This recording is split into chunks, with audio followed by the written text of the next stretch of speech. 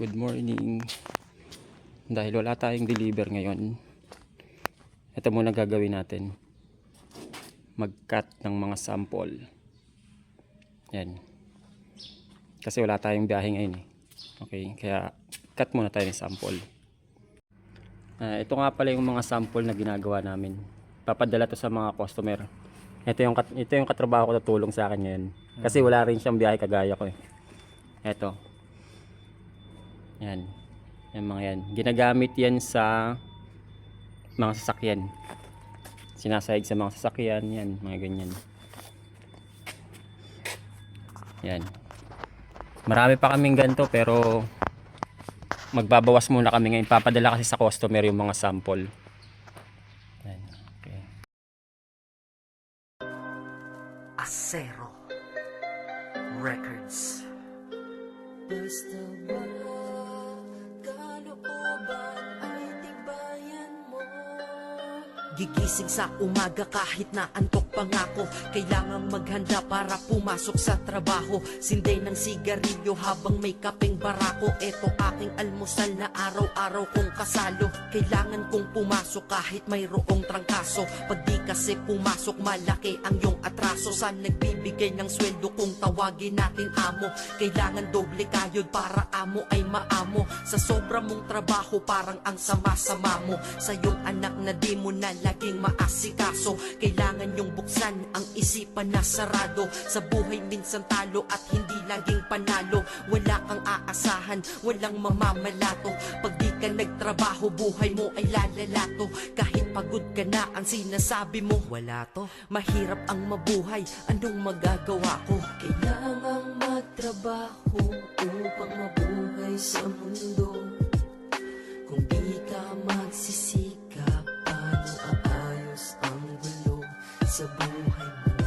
Pamilya mo, tagumpay masisilayan mo.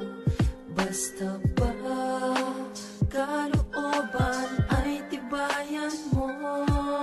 Pagsapit ng akin o kaya katapusan. Bayad dito, bayad doon, yan pinagagastusan. Sa kuryente, renta, tubig, pagkain at pang matrikula. Ang sweldo tinangay ng hangin. Lubog ka na sa utang, ang sarili di malutang. Ikaw ay may katanungang meron bang magpapautang? Dahil ang iyong kinita ay hindi pa rin sapat. Saan napunta pera mo, hindi mo maipagtapat. Kapalit at katapat ng pagod mo ay salapi. Oras mo sa iyong sarili, konti lang ang nalapi. Kailangang magtrabaho para mabuhay ka.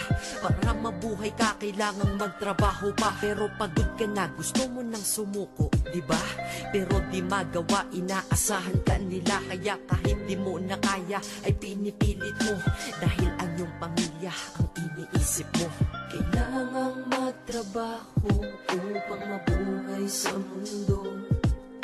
Kung di ka magsisikap, paano aayos ang gulo sa buhay mo?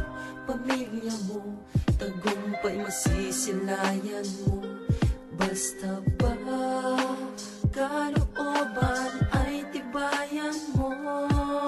Gigising, trabaho, matutulog at gigising. Trabaho, matutulog kung ito ay iisipin. Paulit-ulit lang, para bang wala ng kulay.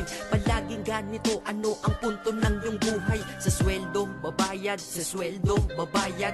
Kakasweldo lang pero ubos ang pera kagad. Ito ba talaga ang binigay na kapalaran? Hindi ka mabubuhay kung hindi mo babayaran. Mahirap pala to, sana maaga kong nalaman. Para kang malayang preso pag di ka anak mayaman. Dahil aking napuna kapag bumiyahe sa umaga. Mga tao sa paligid ko hindi rin maligaya. Tayo ay mga alipin sa moderno na lipunan. Magandang kinabukasan, kailangang pag-ipunan. Pero pagkatapos nun, ano ba ang kasunod? Ika'y magkakasakit, mamamatay ka ng pagod. Di ba napakalupit? Ganito ba talaga?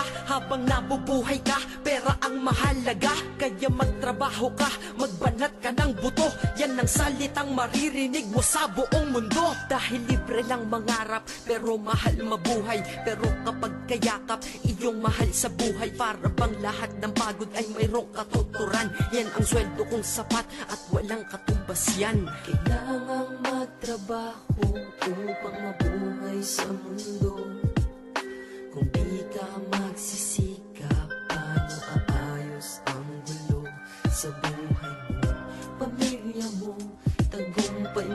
masisilayan mo. Basta ba kalooban ay tibayan mo. Kailangang magtrabaho upang mabuhay sa mundo. Kung di ka magsisikap, paano aayos ang gulo sa buhay mo?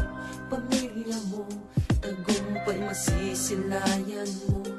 Basta ba kalooban ay tibayan mo.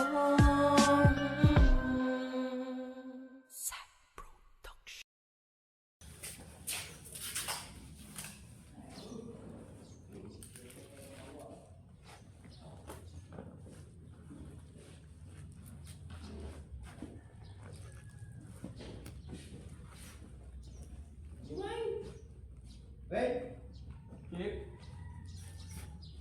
anak ka ni mama. Sino? Ha? Anak ka ni mama. Ako? Oh, Sige mo, nandito may ako iniwan eh. ka daw sa labas.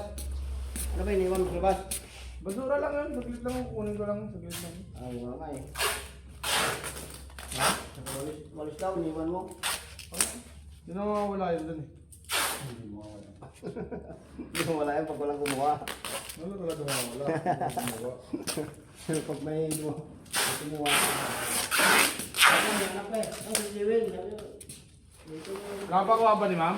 Oo. Sabi niya, bakit pumasok siya yung ulo doon sa labas? Ay, mama, hindi ko napansin. Tingnan mo. At eto na yung mga nagupit namin. Mamaya iaakit sa taas.